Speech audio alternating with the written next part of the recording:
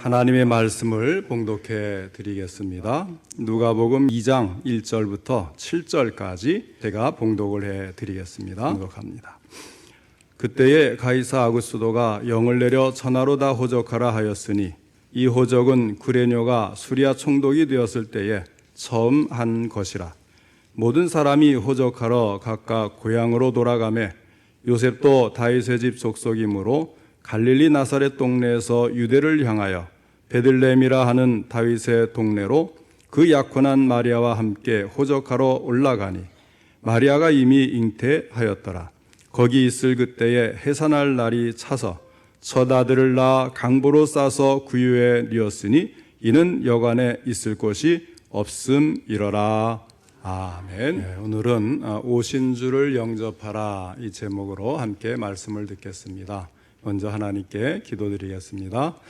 하나님 아버지, 오늘 성탄절을 맞이하여서 저희들에게 귀한 성경 말씀을 주시니 감사를 드립니다. 이 말씀을 전할 때에 우리 성령께서 함께 하셔서 도우시고 들을 때에도 빛을 비추어 주심으로 잘 깨닫고 그 말씀대로 실천하며 살아갈 수 있는 저희들이 되게 하여 주옵소서.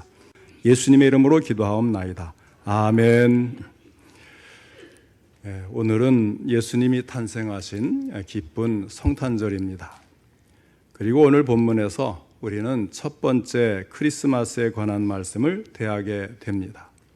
첫 번째 크리스마스는 베들레헴 마구간에서 아기 예수님을 모셔놓고 양을 치는 목자들과 동방박사들이 찾아와 축하해 드렸습니다. 그리고 천사들이 예수님을 축하하는 찬양의 노래가 있었습니다. 지극히 높은 곳에서는 하나님께 영광이요 땅에서는 하나님이 기뻐하신 사람들 중에 평화로다 하고 노래를 한 것입니다. 그러면 크리스마스란 어떤 뜻을 가지고 있습니까? 예수 그리스도의 탄생을 축하하는 모든 사람에게 매우 중요한 질문입니다. 성탄의 참뜻을 망각한 모든 행사는 물질과 시간을 낭비하는 헛된 일에 지나지 않습니다. 첫째로 크리스마스는 죄인을 구원하시는 하나님의 사랑의 표현이라고 할 수가 있습니다. 마태복음 1장 21절에 보면 아들을 낳으리니 이름을 예수라 하라. 이는 그가 자기 백성을 그들의 죄에서 구원할 자이심이라 하니라 하였습니다. 이때의 자기 백성이라고 하는 것은 하나님의 선택된 백성이라는 뜻입니다. 자신이 죄인됨을 깨닫고 구주가 필요한 줄을 아는 사람이 자기 백성입니다. 그렇게 죄 때문에 멸망할 수밖에 없는 우리를 구원하시려고 독생자를 세상에 보내신 것입니다.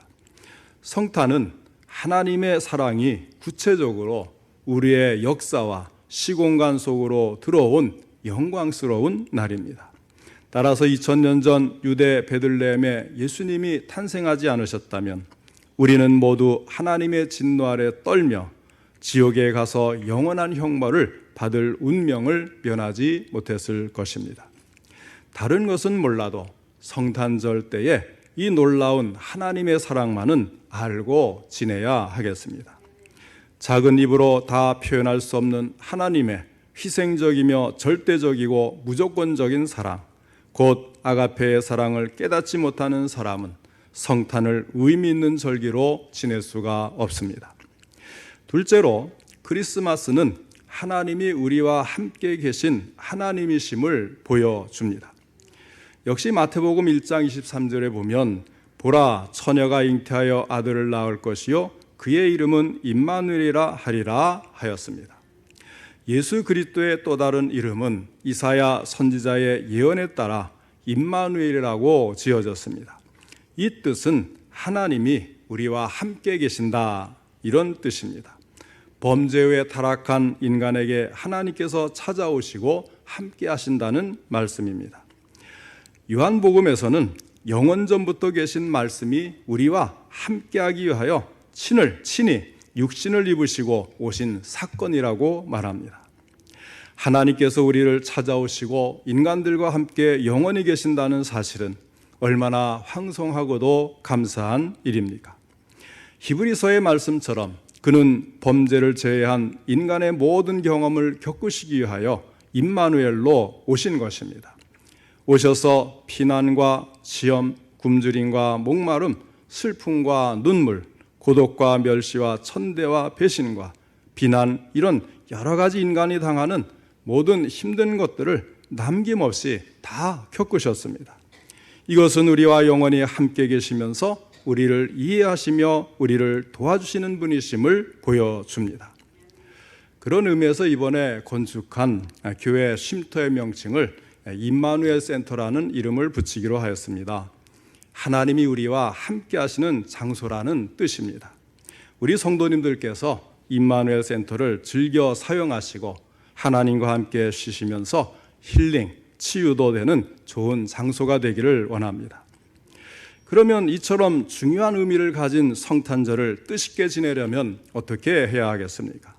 성탄절을 뜻있게 지키기 위해 가장 중요한 것은 오신 주님을 영접하는 것입니다. 문제는 이 땅에 우리를 구원하기 위해 아기 예수로 오신 주님께서 주인공이 되어야 될 크리스마스 날에 예수님이 없는 성탄절이 될 수가 있다는 것입니다. 이 크리스마스의 문자적인 뜻이 무엇입니까? 그리스도라는 뜻을 가진 크리스, 그 다음에 예배라는 뜻을 가진 마스, 이 크리스와 마스가 합쳐져서 크리스마스가 된 것 아니겠어요? 그러니까 예수님이 오신 것을 감사하여 예배드리는 날이라는 뜻입니다. 그러니까 예수님이 안 계신 성탄절은 그야말로 우리식으로 표현하면 안고 없는 찐빵이요, 서양 사람들의 표현대로라면 잉크 없는 만년필이 아닐 수가 없는 것입니다. 아무런 의미가 없는 거예요. 예수님이 태어나실 때 로마의 집권자인 황제 가이사 아구스도는 인두세라고 일컬어지는 세금 징수의 근거 자료를 얻기 위해서 로마 제국의 지배를 받고 있는 모든 나라들에 대해 호적을 만들 것을 명령을 하였습니다. 그 때문에 사람들은 각기 자기 고향에 돌아가서 호적을 해야만 했습니다. 요셉과 마리아는 다윗 왕의 후손이기 때문에 다윗의 고향인 베들레헴에 가서 호적에 올려야만 했습니다. 이들은 갈릴리 나사렛 마을에 살고 있었는데 만약 이런 조치가 없었다면 만삭이 된 마리아는 수백 리 떨어진 고향까지 찾아갈 이유가 없었을 것입니다. 그러나 사실은 이것조차도 하나님께서 예비하시고 이루신 것임을 우리는 알아야 하겠습니다. 주전 700년경에 미가라고 하는 선지자는 메시아 탄생의 장소를 베들레헴이라고 예언을 하였습니다. 미가서 5장 2절에 있는 말씀입니다. 베들레헴 에브라다야, 너는 유다 족속 중에 작을지라도 이스라엘을 다스릴 자가 내게서 내게로 나올 것이라. 그의 근본은 상고의 영원에 있느니라. 그리스도의 탄생은 우연한 사건이 아니었던 것입니다. 이미 구약 성경의 여러 선지자들을 통해서 예언된 그대로 이 땅에, 그리고 베들레헴에 태어나셨습니다. 베들레헴은 호적에 올리기 위해서 수많은 사람들이 몰려와 있었고 여관마다 사람들이 만원이었습니다. 이미 만삭이 되어 산기가 있는 마리아를 위해서 요셉은 여관방을 구하기 위해 백방으로 뛰어다녔지만 구할 수가 없었습니다. 다급한 나머지 겨우 얻을 수 있었던 것이 여관집 마구간이었습니다. 만물의 주인이 되시는 메시아가 탄생하는데도 그분이 태어날 방이 없었던 것입니다. 베들레헴 사람들은 요셉과 마리아가 여관에 찾아왔을 때 방이 없다고 거절했습니다. 7절 말씀에 첫 아들을 낳아 강보로 싸서 구유에 뉘었으니 이는 여관에 있을 곳이 없음이러라 하고 여관에도 들어갈 수 없었음을 알려주고 있습니다. 여관에 있을 곳이 없음이러라, 참으로 비극적인 말이 아닐 수가 없는 것입니다. 예수님은 영원토록 우리와 함께 계시기 위해 임마누엘로 찾아오셨는데도 오히려 거절당하는 이 역설적이고도 모순적인 상황을 겪으신 것입니다. 이처럼 하나님의 아들이시며 만왕의 왕, 만유의 주이신 예수님이 이 땅에 오셨지만 예수님은 홀대를 받았고 영접하는 사람이 없었던 것입니다. 예수님은 유대의 왕궁에 머무시는 것은 고사하고 저 시골 지방의 여관방에조차도 머무실 수가 없었습니다. 그들이 예수님을 영접하지 않았기 때문입니다. 만약 예수님이 2023년인 오늘 이곳에서 태어나셨다면 그때와 다르게 주님이 머무실 곳이 있었을까요? 진정 그럴 수 있기를 바랍니다. 그러나 오늘날에도 많은 경우에 성탄절은 있으되 예수님을 영접하지 않아서 예수님이 머무실 수 없는 것이 얼마나 많은지 모릅니다. 요즘에 이 성탄절 트리 장식을 해놓은 것을 한번 잘 살펴보세요. 대부분 술집, 또 여관, 호텔, 또 백화점, 그리고 관공서에서 장식해 놓은 것이 더 많은 것을 볼 수가 있습니다. 그곳에 예수님이 머무실 수 있겠어요? 에논이라고 하는 유명한 시인이 있는데요, 이와 같은 현상에 대해서 그리스도를 위한 방은 없네라는 시를 썼습니다. 이런 내용입니다. 우리의 일상생활 중에 그리스도가 머무실 방을 갖고 있다 할 수 있겠으나 우리 주 예수님을 위한 방은 과거에도 현재에도 그리고 미래에도 많지 않을 것이네. 빌라도와 헤롯을 위한 방은 있지만 사람들은 쾌락과 사업을 위해서는 방을 활짝 열어놓지만 그를 위한 방은 마련치 않네. 이런 시입니다. 오늘 크리스마스 성탄절을 맞이하면서 한번 생각해 보시기를 바랍니다. 과연 나는 주님을 모실 만한 방을 준비했는가 하는 것입니다. 아무리 성탄절에 화려한 장식을 보면서 아름다운 캐롤이 많이 울려 퍼지고 있다고 해도 그리스도가 없는 크리스마스가 무슨 의미가 있겠습니까? 그러므로 성탄절을 맞이하는 우리는 먼저 우리 자신의 마음에 예수 그리스도를 영접하고 성탄 행사에 참여해야 합니다. 이미 영접했다고 해도 마음속에 그분의 계속적인 임재와 통치가 없으면 성탄은 역시 의미가 없게 되는 것입니다. 구주이신 예수님의 탄생을 축하하는 복된 성탄절을 맞이하는 우리 성도 여러분, 여러분은 진정 예수님을 영광의 왕으로 영접하며 살고 있습니까? 나의 구주로 내 안에 모시고 있습니까?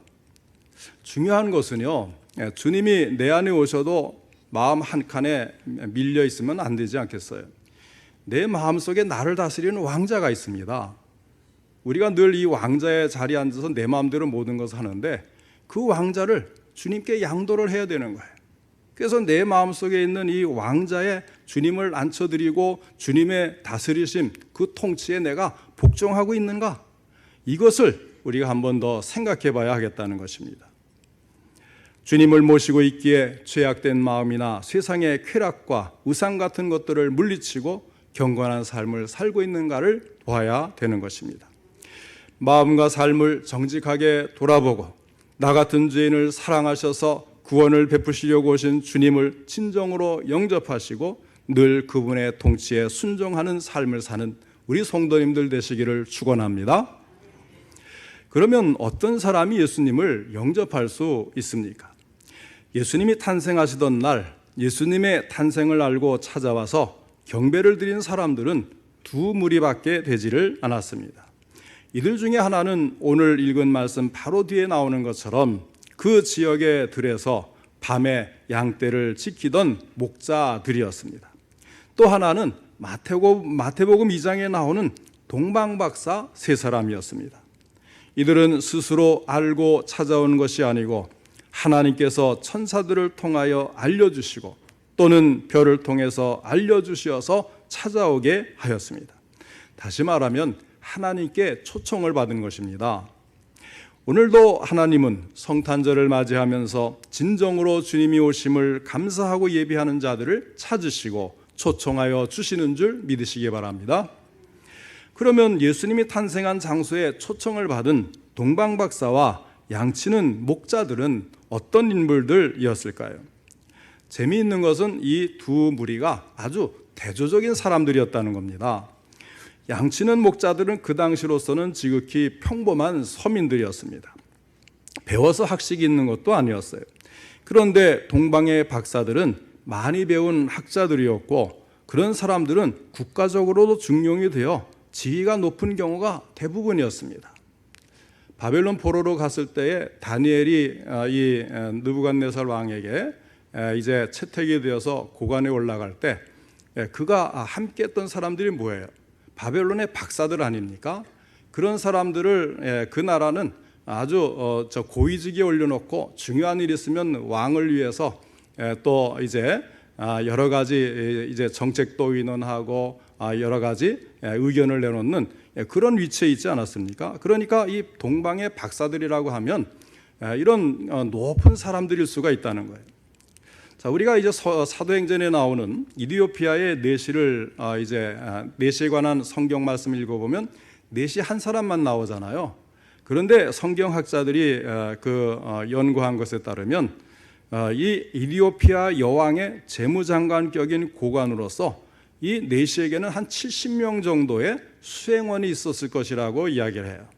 그렇지 않겠습니까? 한 나라의 고관이 뭐 우리 대통령이 뭐 가도 뭐 기자들까지 경호원에서 얼마나 많이 가고 현지 교민들을 얼마나 많이 만납니까? 어쨌든 이런 하여튼 이 왕의 아주 중요한 일을 수행하는 그런 장관격의 사람들이 고대 사회에서 이 먼 길을 갈 때에 혼자 다니면 어떡하겠어요? 강도를 만나면 어떡하겠어요? 암살자를 만나면 어떡하겠어요? 그래서 한 70명 정도는 참 호위하는 사람들 또 수행하는 사람들 이렇게 같이 다녔을 것이라고 이야기를 하는 거예요. 그러니까 동방박사 세 사람이 왔지만 그들이 메소포타미아에서 세 사람만 유대 땅에 왔겠느냐 하는 거예요. 먼 여행길에 위험이 있기 때문에 그들도 역시 한 70명 정도는 수행원들이 있었지 않았을까? 이것이 학자들의 설명인 겁니다. 그만큼 그들도 유력한 인물들이었다 이런 이야기예요. 또 목자들은 가난한 사람들이었고 유대인들이었는데 동방박사들은 이방인들이면서 값비싼 예물을 가지고 많은 수행원들을 이끌고 올 정도로 부자인 것입니다. 목자들은 가까운 베들레헴의 들에서 찾아왔고 동방박사들은 저 멀리 이국 땅에서 찾아왔습니다. 그런 그들이 다 같이 아기 예수님을 만났고 경배했다는 것은 무엇을 보여줍니까?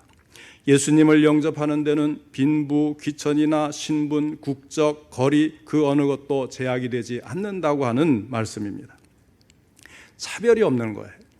복음은 항상 가난한 사람이나 돈 많은 사람이나 지식이 많은 사람이나 모자라는 사람이나 누구에게든지 차별이 없이 은혜를 받게 하는 것입니다. 그럼에도 불구하고 초청된 양치는 목자와 동방박사들의 공통점이 있었는데 그것이 무엇인가를 알아보겠습니다. 첫째로 그들은 진실한 믿음을 가졌다는 공통점이 있습니다. 그들은 오래전부터 하나님이 보내주시기로 약속한 메시아를 진실한 마음으로 기다리고 있던 사람들이었습니다. 동방박사들은 과거에 바벨론의 포로로 끌려간 유대인의 영향으로 구약 성경에 대해서 박식한 사람들이었습니다. 그러니까 구약 성경을 통해서 메시아에 대해서 알고 있었고 고대했던 사람들인 거예요. 다니엘서를 보면 다니엘의 그 놀라운 그런 지혜와 그 하는 일을 보고 임금이 그들이 섬기는 하나님을 막 찬양하라고 조서까지 보내지 않습니까? 그런 그 다니엘과 유대인들의 훌륭한 모습들을 보면서 그들이 이 성경에 완전히 외면하고 관심 없이 지낼 수는 없는 거 아니겠어요? 그 가운데서 구약 성경을 통해서 메시아에 대해서 알고 있었고 고대했던 사람들이 있었다는 거예요. 하나님은 가장 진실한 두 무리를 선택하여서 예수님의 탄생을 축하하게 하셨습니다. 그들은 외적인 조건을 중요하게 생각하지 않았습니다. 약속하신 메시아가 초라한 말구 위에 탄생하셨음에도 조금도 의심하거나 가볍게 생각하지 않았습니다.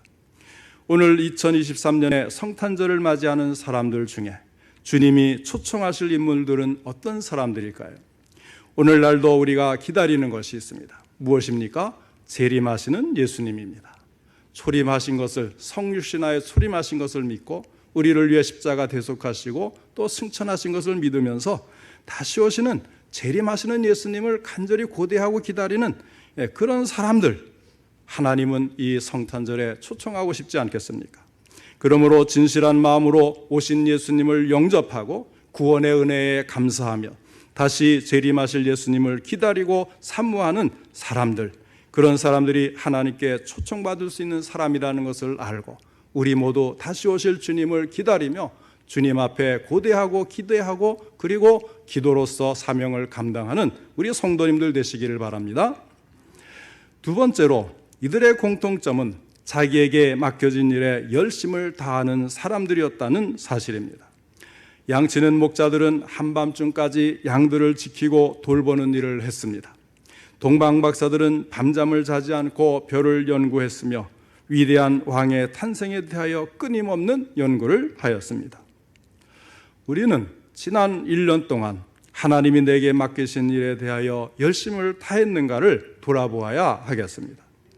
오늘 갑자기 성탄절이라고 기쁘다 구주 오셨네 하면서 찬송을 한다고 될 일이 아니라는 거예요. 언제나 변함없이 최선을 다해서 자신의 맡겨진 일에 충실했던 사람들이 뜻깊고 의미 있는 성탄절을 맞이하게 되는 것입니다. 성탄절은 바로 그와 같은 사람들의 것입니다. 예수님은 마태복음 25장 31절 이하에서 양과 염소, 참 성도와 거짓 성도를 오른편과 왼편으로 나누면서 왼편에 있는 거짓 성도들에게 이렇게 말씀을 하셨어요. 너희들은 내가 나그네 되었을 때 영접하지 아니하였다. 책망을 하신 것입니다. 그리고 또 누가복음 9장 58절에서도 말씀하시기를 여우도 굴이 있고 공중의 새도 집이 있으되 인자는 머리 둘 곳이 없도다 하셨습니다. 그 주님께서 오늘도 우리를 찾아오셨다가 되돌아가시며 실망하는 일이 없도록 해야 하겠습니다. 우리가 너무 세상에 얽매여 살고 세상 즐거움에 빠져 살았기에 우리의 마음속에 들어오시지 못하고 되돌아서면서 인자는 머리 둘 것이 없도다 하시지는 않는지 반성을 해보아야 할 것입니다. 요한계시록 3장 20절에 주님은 말씀을 하십니다. 볼지어다 내가 문 밖에 서서 두드리노니 누구든지 내 음성을 듣고 문을 열면 내가 그에게로 들어가 그와 더불어 먹고 그는 나와 더불어 먹으리라. 지금 주님은 우리 마음의 문을 두드리신다는 사실을 알아야 합니다. 우리 모두가 이번 성탄절을 맞이하여 우리 마음속에 예수님을 모실 방을 마련하는 은혜가 있기를 바랍니다. 사랑하는 성도 여러분, 2023년 전 오늘 하나님이시요 만왕의 왕이시며 만주의 주이신 예수님께서 우리를 위해 인간이 되어 이 땅에 태어나셨습니다. 진심과 성심을 다해 그분을 맞이하고 영접하시기를 바랍니다. 그것은 예수님께서 나의 주, 나의 하나님이심을 인정하고 그분을 내 마음속에 왕자에 앉혀드려서 그 다스리심에 순종함으로 나타나는 것입니다. 그리고 주님 다시 오실 때까지 변함없이 주신 사명에 충성을 다하고 또 경건하고 성결한 신앙인으로서의 사명을 다하는 우리 성도님들 되셔서 증명하시기를 바랍니다. 이번 크리스마스에는 진실한 마음으로 주님을 영접함으로써 주님이 직접 나를 찾아오시고 내 삶에 함께 하시며 내 삶에 만족감을 주시는 은혜가 오늘 이 성탄절을 맞이하여 축하 예배를 드리러 나오신 우리 성도님들 모두에게 풍성히 임하기를 바랍니다. 그리하여 주님께서 오신 목적인 구원의 목적과 하늘의 참된 평화가 우리 모든 성도님들께 충만하게 임하기를 주님의 이름으로 축원합니다.